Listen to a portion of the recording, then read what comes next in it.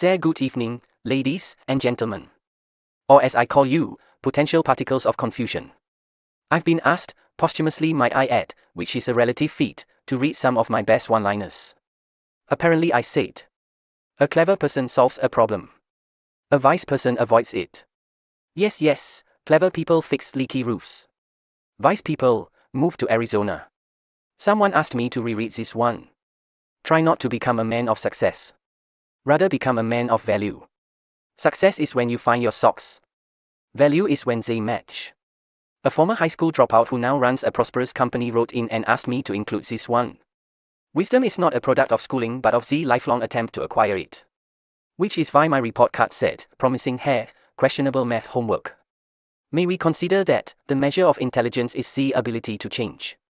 So next time someone calls you indecisive, just say you're evolving rapidly, like a quantum particle. Oh yeah, this is good for you. The best way to cheer yourself is to cheer somebody else up. Unless that person is your neighbor playing trombone at 2 a.m. Then cheer yourself by moving to Arizona. Let's talk about life. It's a funny thing. There are only two ways to live your life.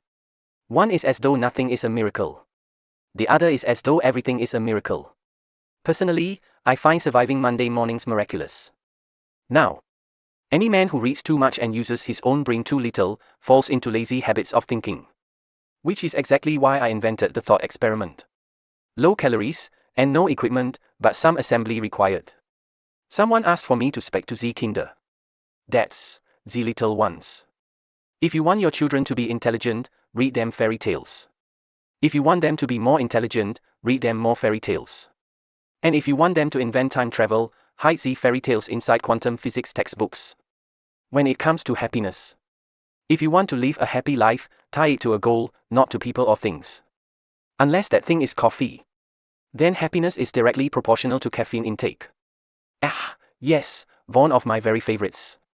Anyone who has never made a mistake has never tried anything new, or used IKEA furniture instructions.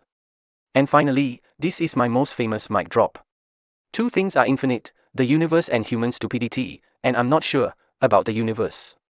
And after spending 10 years on Twitter, I can confirm, I'm still not sure about the universe. Remember folks, thinking is free, though not common. But doing it well, that's relativity.